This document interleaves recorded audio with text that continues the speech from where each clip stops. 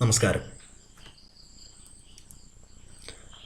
ആക്മിയുടെ ഈ വീഡിയോയിലൂടെ ഇന്ന് നമ്മൾ മനസ്സിലാക്കാൻ പോകുന്നത് HSA സോഷ്യൽ സയൻസ് പരീക്ഷയെക്കുറിച്ചാണ്. നമ്മളെല്ലാവരും തന്നെ HSA സോഷ്യൽ സയൻസ് പരീക്ഷയ്ക്ക് തയ്യാറെടുക്കുന്നവരാണ്. നമ്മുടെ ലക്ഷ്യം HSA പരീക്ഷയിൽ ഉയർന്ന റാങ്കോടെ പാസ്സായി ലിസ്റ്റിൽ വരിക, നാം സ്വപ്നം കാണുന്ന ഈ ജോലി, സമൂഹത്തിൽ ഉന്നത സ്ഥാനമുള്ള ഈ അധ്യാപന ജോലി നേടിയെടുക്കുക എന്നതാണ്. നിങ്ങൾക്ക് മോട്ടിവേഷനും കഠിനാധ്വാനം ചെയ്യാനുള്ള മനസ്സുമുണ്ട്.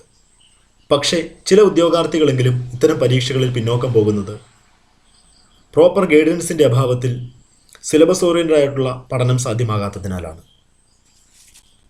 ആദ്യമായി നമുക്ക് ഈ പരീക്ഷയുടെ സിലബസ് ഒന്ന് മനസ്സിലാക്കാം. സിലബസിൽ പാർട്ട് എ, പാർട്ട് ബി എന്നിങ്ങനെ രണ്ട് ഭാഗങ്ങളാണുള്ളത്. പാർട്ട് എയിൽ 3 മൊഡ്യൂളുകളുണ്ട്.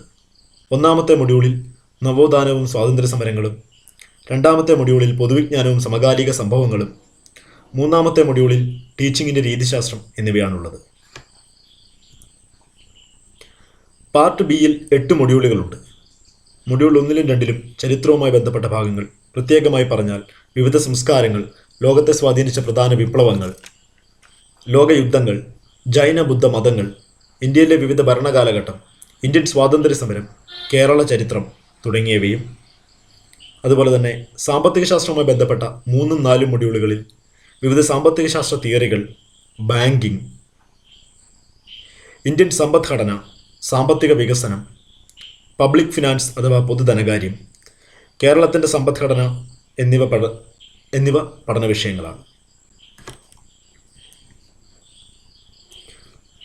5-6 മൊഡ്യൂളുകൾ പൊളിറ്റിക്കൽ സയൻസ് അഥവാ രാഷ്ട്രമീമാംസയുമായി ബന്ധപ്പെട്ടതാണ്.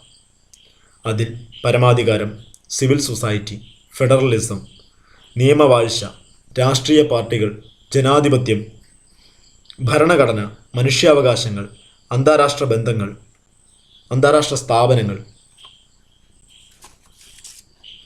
പൊതുഭരണം, ഉദ്യോഗസ്ഥ വൃന്ദം, തദ്ദേശ സ്വയംഭരണ സ്ഥാപനങ്ങളുടെ പ്രവർത്തനങ്ങൾ, ചിന്തകരായ Plato, JS Mill, Aristotle, Rousseau, Karl Marx, Gramsci, Gandhiji തുടങ്ങിയവരുടെ സംഭാവനകൾ തുടങ്ങിയവയാണ് പഠന വിഷയങ്ങൾ. ജോഗ്രഫിയുമായി ബന്ധപ്പെട്ടതാണ് 7, 8 എന്നീ മൊഡ്യൂളുകൾ.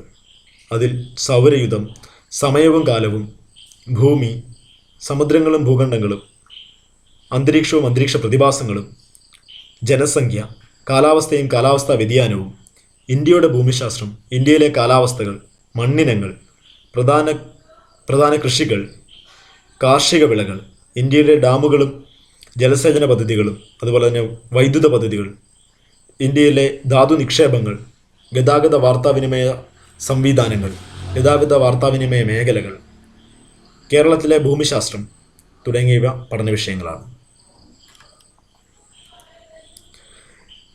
ഈ ഒരു വീഡിയോയിലൂടെ സിലബസിനെ സംബന്ധിക്കുന്ന അടിസ്ഥാന വിവരങ്ങൾ നിങ്ങൾക്ക് ലഭിച്ചു എന്ന് വിശ്വസിക്കുന്നു.